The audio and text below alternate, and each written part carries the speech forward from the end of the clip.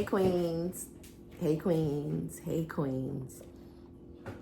So I wanted to come and talk with you because we are doing 30 days of yoga, right? And I know you probably don't see me on the mat right now, but today we're going to be talking about my story with lupus. It's just, today is more of an intentional day. I'm in my chair and I was reading a book doing personal development.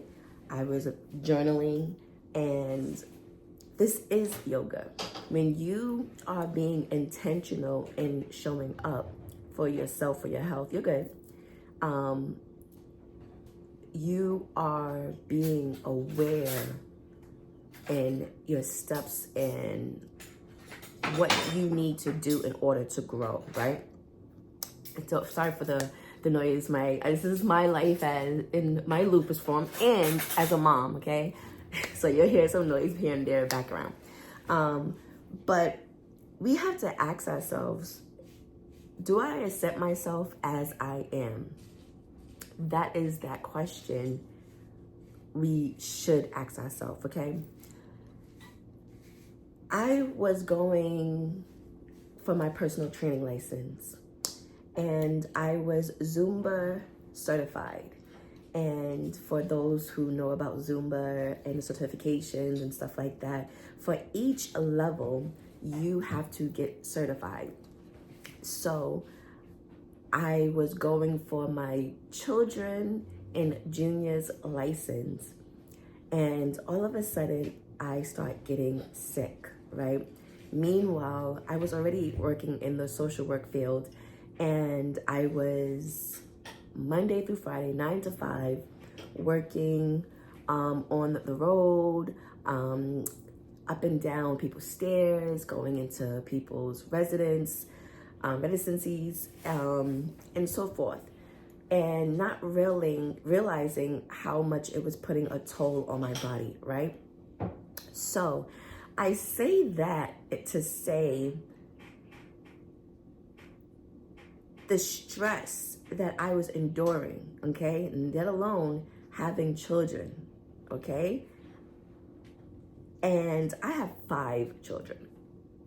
And at that time, my 5 children were basically in daycare. I probably had 2 that was in elementary, but my other ones was in daycare, and they were all stepping stairs, right? So my stress moment was my youngest, leaving him there, and then he would cry, I would cry. So stress on the body, right? And then you also have mental stress, not realizing what's going on with me. So me getting my certificate and my junior certification and kids license, right? I basically had to be there for training for, I think it was 7 to 8 hours. When you get certified, you have to be there all day to prove that you are certified to become a Zumba instructor, okay? And like I said, there was levels to it. So I did the basic level, I did other levels. I was a adult Zumba instructor. I was something else, a Zumba instructor. I had a portfolio. So now, because my kids were getting older, I wanted to teach kids in junior. But after that training, 7, 8 hours of training that day in the city, my husband had to come and get me. When we was finished with the class, I was getting in the car. Next thing you know, I just kept throwing up. The next thing you know, I wasn't feeling good. I was at my weakest. I was so out of it.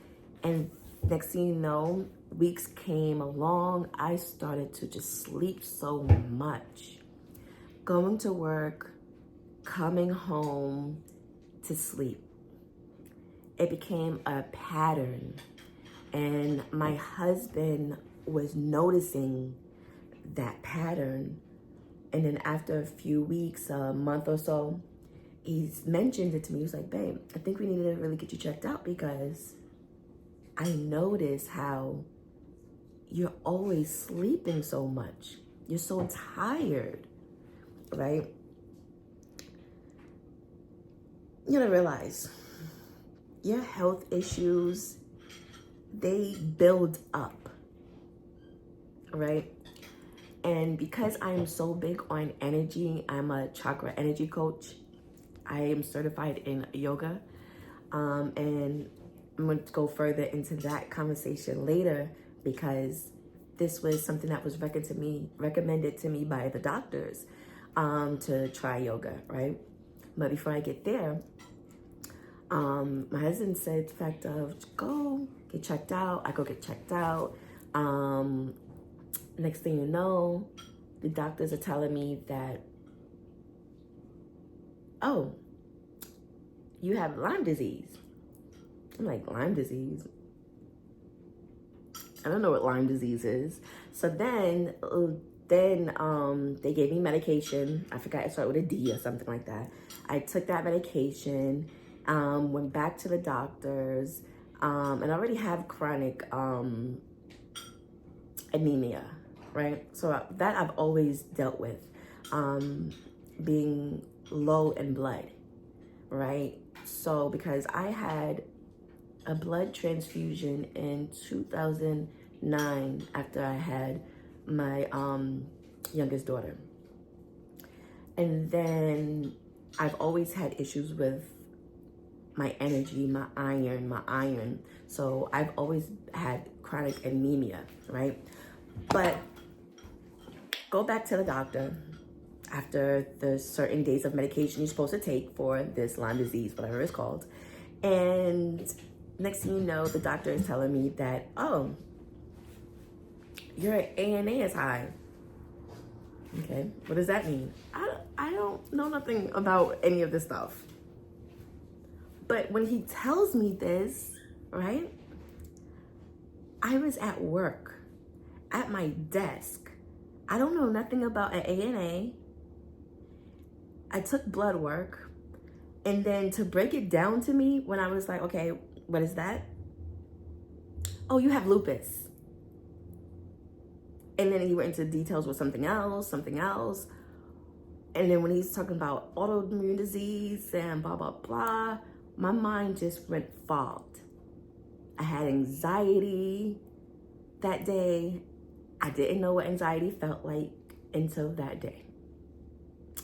So going to the doctors, they started me with some type of medication. The medication they started me with, because this was my first doctor, didn't go get a second opinion or anything. I just went with whatever they told me. And it started with a T. But when I went to a different doctor, when I finally decided, okay, let me go to a different doctor to find out some information, to get a second opinion, to go for certain things, right? To understand what's going on with me, what's going on with my body. Like, I just got this information. I'm just working. I'm just in pain now. This is what I felt to tell you. Now, because I had to go to the doctor, because my husband noticed me sleeping, now my body is starting to be sore. But I'm thinking that it's because, remember, I'm a Zumba instructor, because of me working out. So I would come home sometimes, go to sleep, wake up, do Zumba, practice my Zumba, all sorts of things, because I was fit. I noticed my body was hurting me. I noticed I started to be imbalanced. I noticed the falls I began to have. Things were just taking a turn for me. So in saying that, this is why I say, do you accept yourself as you are? Because at that moment, I thought I was accepting myself as I was, but not realizing that I was going through so much changes. I just thought that I needed more sleep. And I was watching YouTube and videos. I started looking up for lupus because right now I am in a flare. I am having a lupus flare. I am having a lupus flare right now. Normally when I say that, I would start crying, but I'm having a lupus flare right now. And you see how I'm moving right now? This is why I said, let me get up here and do my video now, because after this video, I don't know how I'm going to feel. My flares have been horrible these past couple of days. And I noticed that I was having some issues in December. This is January. In December, in November too, I was having chest pains, but on the right side. So I'm like, well, I know it's not a heart attack. The ignorance. It was on right here, right? But then you would lay down, and then the back part, this muscle part, all of this now to the inner part of my neck. So much pain. And then laying down, the worst, okay? Couldn't do it. So, basically, I've dealt with that for weeks, okay? I even still have that now, but it comes and goes in pain levels. Back in November, December, it was the worst. I was up for days. So even being propped up, I would still have that pain, and it would mess with my breathing, and it would mess with my back. So now I'm trying to lay flat, whatever I feel comfortable, my back is pain. Now right now, my back is pain. So if you notice, my voice is starting to get a little bit raspier because my pain levels are starting to go up. Yeah. Recently my legs was giving out on me. I noticed the other day how I was fine. I was talking to my husband and my kids, and then next thing you know, my right leg just gave out on me. I caught myself. But then before that, a couple of days prior to that, my left leg, knee, gave out on me. And I was on the phone with one of my friends. This is why just being mindful of what you feel, what you are going through, really matters. So this is why I say that just being aware of what you're feeling and all that stuff, it's meditation, it's yoga, it's being mindful. When people say that, oh, I don't know how to meditate. Yes, you do. You know how to be mindful. Because when we're mindful, then we can actually go into the questions of, do I accept myself? Because I'm still going through that transformation of accepting myself, right? Like the other day, I was crying because of it was so much pain that I'm going through. Like before I got on this recording, I was in so much pain. It's 7:20 a.m. right now. I've been up since 3 a.m. because I woke up in pain. My knees, my hips, my back. My wrist, my arm, my inner part of my arm joints. Like even right now, all of this is pain. So my body is inflamed. And to break down lupus in my own terminology, it's you have a bad seed out of the bunch of good seeds, and that's just starting trouble and beating up everybody that's good, right? So there's a bad bacteria, virus, or something inside of your body, and your body thinks it's normal, and now that bad person, that bad little germ, bacteria, virus is sitting there fighting and damaging your organs. I want to say cells, but I'm not a science person, not a medical person, but I know your organs. And now I'm gonna take it back. After going to the doctor, right? And them calling me, telling me my ANA was high, and I have lupus, and me have anxiety, going to the hospital that day, realizing, and they telling me that, yeah, you wasn't having any heart issues, you was just having an anxiety attack, boom. I basically, my legs started to give out on me. I was starting to fall. That's when I had to start working with a cane. At that time, my job would tell my other coworkers to watch out for me because I was a good worker, but watch out for me because they noticed that my legs were giving out on me. They noticed that my cane, they wanted to make sure that I wasn't going to hurt myself and stuff like that, because one time we had a fire drill in the building and I couldn't go down those stairs.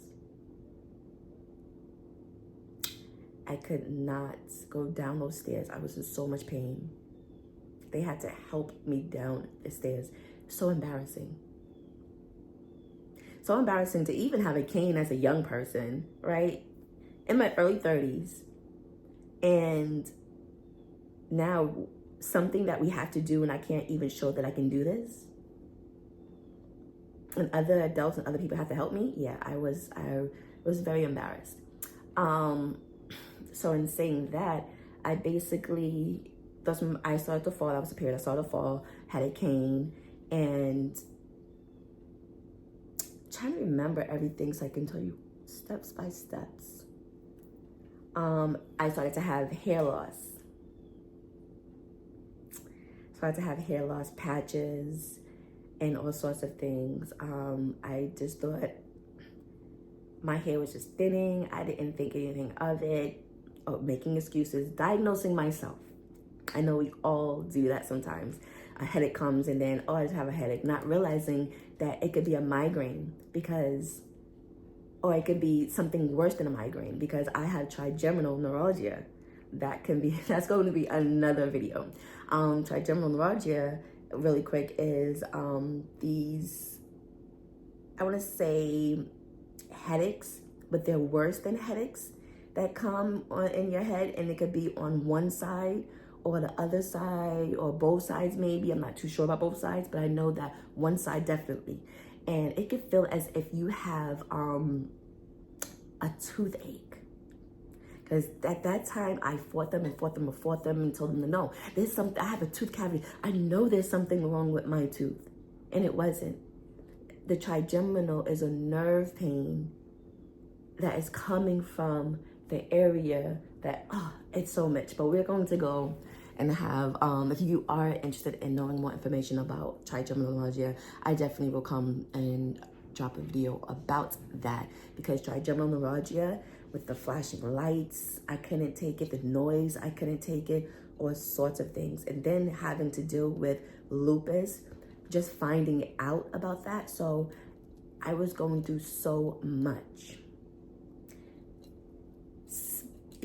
Fast forward, let me see if I want to fast forward to see if I'm skipping anything, because I know there's going to be a part 2 of my lupus story. Because there's so many things that I have to deal with, endure, from my joint pain to, and when I say joint pain, I mean to getting out of bed feeling stiff, to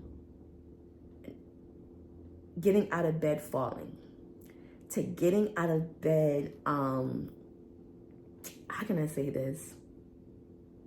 To get yourself on a regular routine, go to the bathroom, brush your teeth, wash your face, right? Make your coffee, or all sorts of things, right? Maybe make breakfast, was very challenging for me. It took a lot of energy. And then when I did that, I was tired. I was wiped out, but I had to keep pushing myself, which made me sick and back and forth to the hospital, not realizing, not paying attention, right? So I was on a medication that the doctors really didn't agree with when I changed my doctor, because they said that medication, because I was so young, I shouldn't be on that medication because it would damage my organs faster. listen to the word faster. And I'm not a big fan of medications, but regardless of what you take,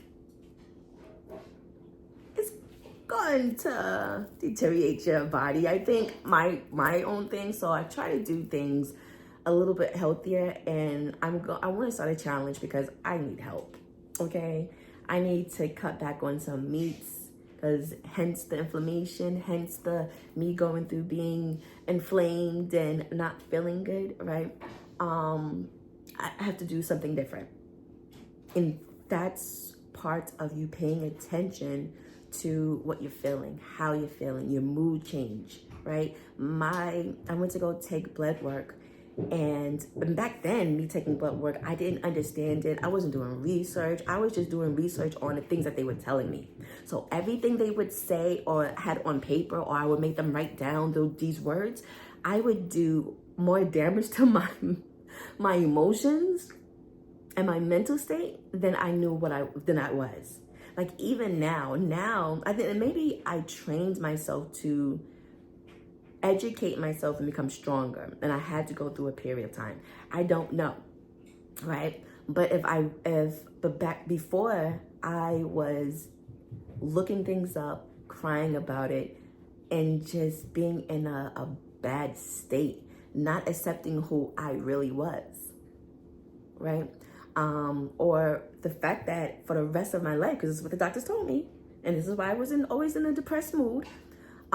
Yes, depressed. You will have this for the rest of your life. And then you go Google things and you see people dying from lupus. And I don't just have, there's different parts of lupus, right?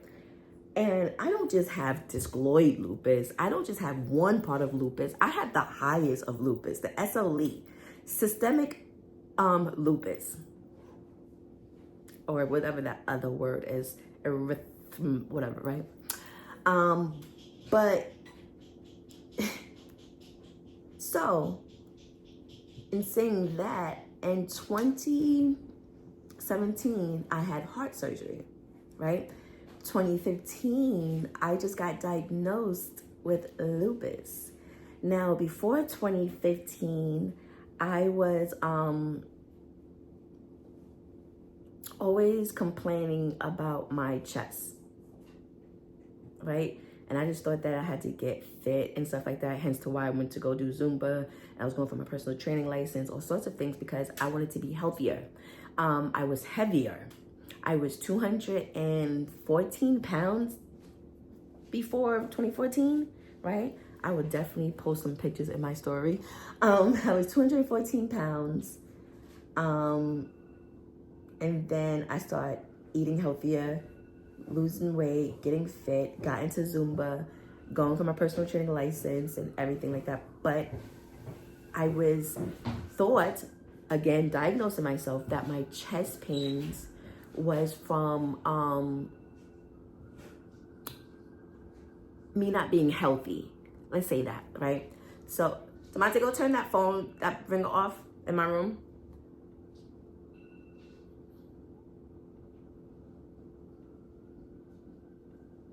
Me not being healthy, right? So basically, I thought I was doing things in order to get healthy, and then boom, got sick. So fast forward back to 2017, got my heart surgery because I kept going back and forth to the hospital,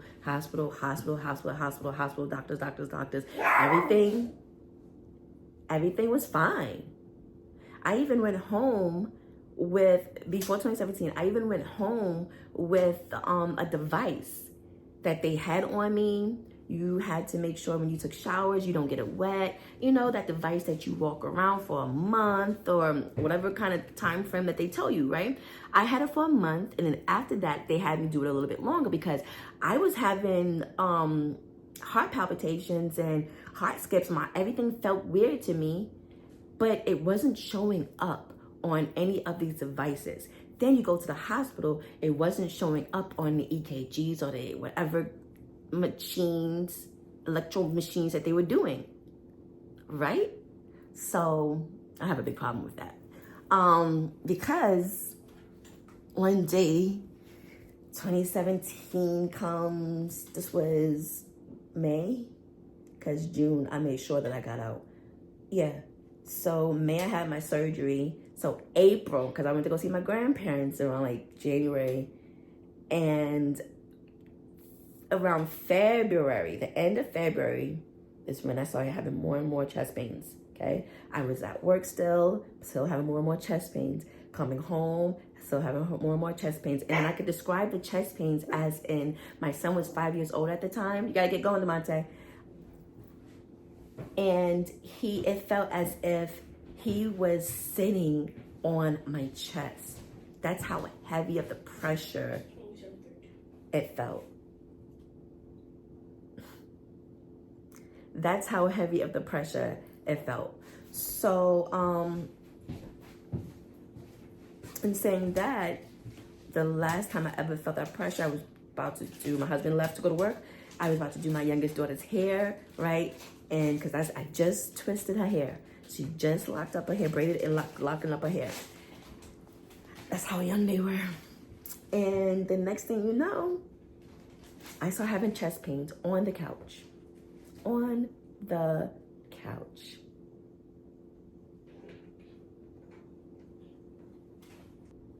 So I was having chest pains on the couch, and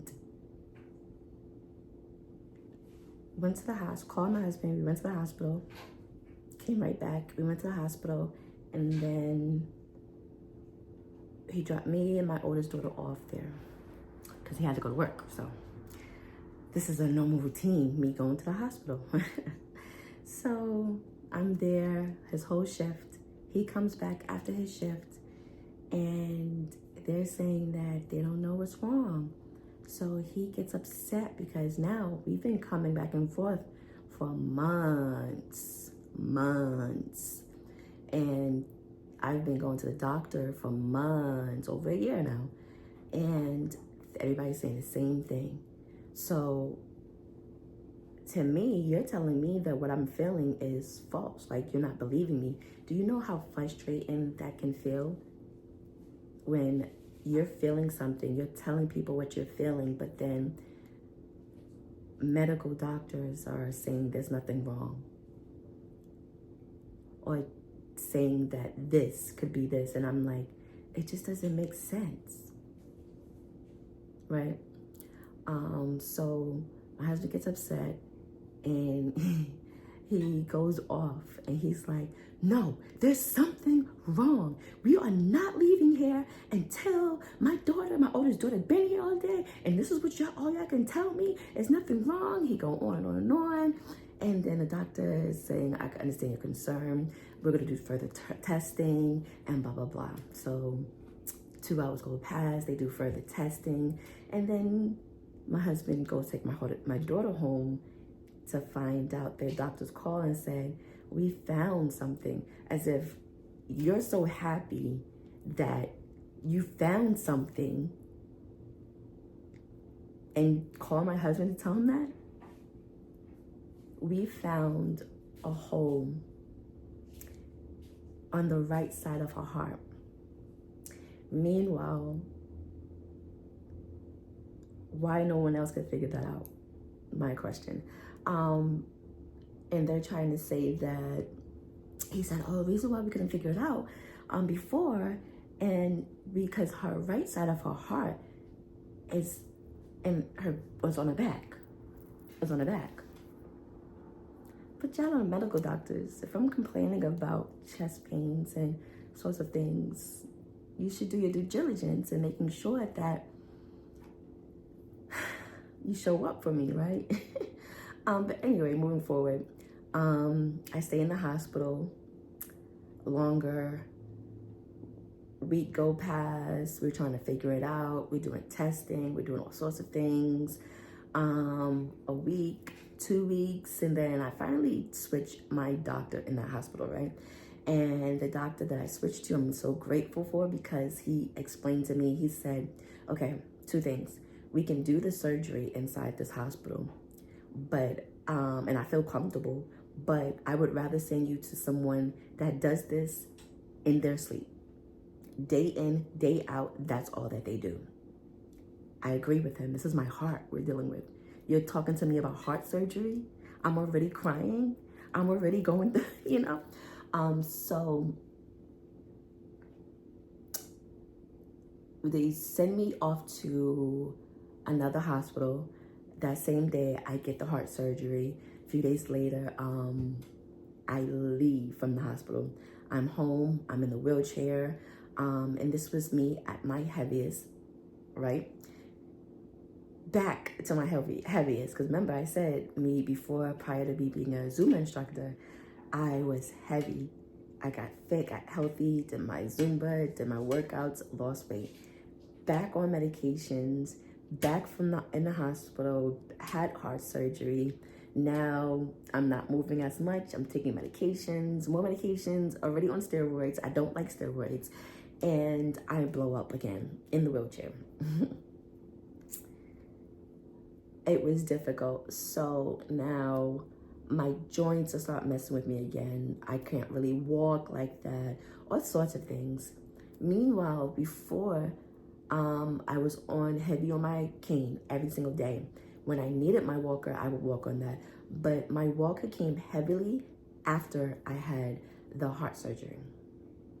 Okay. That was the year my son graduated elementary, and I was determined to get back to me. So going to the doctor said go to physical therapy. I went to aqua physical therapy. They suggested aqua physical therapy was difficult, but it was very beneficial for my body, my joints, and everything that I was going through. Because after the physical therapy, aqua physical therapy, being in the water, I then got did some sorts of exercises, and then got into on the table to do to get massaged, to get treatment from the physical therapist, right? So it's saying that it was all a journey to get to this point and be balanced. Let me say that. While I was in aqua physical therapy, the physical therapist suggested yoga. Talked to my doctor, my rheumatologist at the time about yoga. They suggested yoga. Now I'm on a different medication, different rheumatologist, all right? And those are another things. When you're diagnosed with certain things, especially with lupus, because look at it like this, lupus attacks your organs. Lupus attacked my heart, okay? They won't explain it like that to you, really, but when you do your research and stuff, again, me over here diagnosing myself, but not really, because I ask questions with my doctor now, right? Could this happen? Could this be this reason why? All sorts of things. Because I had a heart murmur when I was younger, but everything was fine all this time. Get to the other hospital. From one hospital, when they sent me to the other hospital for my heart surgery, they found 2 holes, not 1. Okay? This is why I say that lupus can attack your organs. Now, where was I? Graduation. I was determined to get back to me. I did yoga. I tried yoga. I felt uncomfortable because I didn't know how to listen to my body, how to go according to beginner stage, right? I thought that I had to go and do exactly what the yoga instructor was doing to her ability, to her strength. So it turned me off. And so I actually went to a class that was for beginners, and it felt so great coming out of there, you know. I then went online. I then started doing simple things with disability wise. The hospital had online things that we can do with yoga, right? So I just was doing it. Then I came across an online school, yoga, and I loved it. I got certified. And I got certified in my 250 hours. And right now I'm doing my 300 hours. Almost done with that. And I got certified in my chakra energy, right? I took a different course beyond my yoga school, and I got certified with that. That was like 9 months, 7 to 9 months of a course. Oh, the great and best investment into myself, to learn about my chakras, my energy, how to balance myself, how to understand that even with yoga and meditation, it doesn't always have to be movement. It could be stillness, right? So I think that being in that stage of my life helped me get to this stage of my life. Like I said, going through a flare right now, but still with a smile on my face. So that didn't happen overnight, because I kept tricking myself saying that I don't know how to do that. I don't know how to do that. Well, you do. Because if we can stress about bills and we can stress about things that's not going the way that we planned it to go, then you know how to be mindful. You know how to meditate. Because a lot of times what we think about, listen, this is the best thing that I want to say. And I wrote it down. Our thoughts become our words. When you say whatever you say, right, you end up believing. And whatever you end up believing, all right, so if you think that you can't do something, you won't do those things. Those are the actions you're taking not to show up for yourself. But if you believe that you can do something, then you will show up for yourself. So your beliefs leads to your actions, right? Your actions leads to how you do things on a consistent basis. I had to remember that, because dealing with lupus on a consistent basis and fibromyalgia, right, will have me stay, okay, not saying I don't get into these states, in a depressed state of mind. Because you see how I can move my fingers? Sometimes I can't even move my fingers. Yesterday, my fingers was hurting. This rising when I woke up at 3 o'clock, my fingers was hurting me. My wrists, not to talk about my joints, but my joints are different. It is pain. Okay?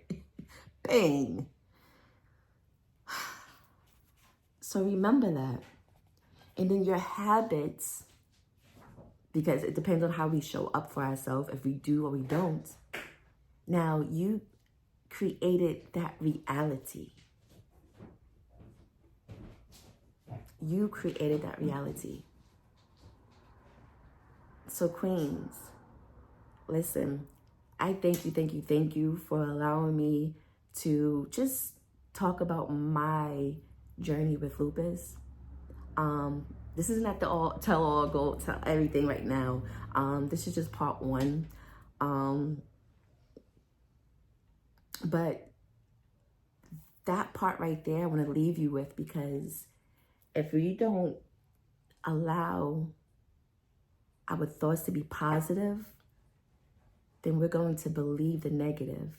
We're going to stay in the negative. We're going to stay in the depressed state. And when you're dealing with so many challenges like this, lupus, an autoimmune disease that can break you down, you should stay stronger than allowing lupus to take over, allowing chronic illness to take over, allowing autoimmune disease to take over. And I didn't know how to talk about my journey until basically I watched other YouTubes talk about their journey with lupus. You know? So hopefully this helps someone. Think about what you're going through. Think about what you're feeling. Don't diagnose yourself. Because the consistent headache is not just common. that wrist pain is not common. It's not just common thinking that you have carpal tunnel. No, I remember going into my cabinets and I would sit there and drop things. I would be cooking, right? And I would drop things, not knowing what it was. So don't ignore the signs. Be present. Be intentional with you showing up. Because it's the habits that matters. It's your belief that matters. It's the way you show up for yourself that matters. So Queens, thank you for allowing me to guide you in this journey. Okay, we are doing 30 days of yoga. Okay, I know that yoga looks like it's always on the mat, but sometimes yoga, you should be still. Meditation, being mindful. Meditation is not a bad thing. It's not, being your prayer, being your manifestation, being your beliefs, your thoughts, your actions. Okay, Queens? So make sure everything you do it the royal way.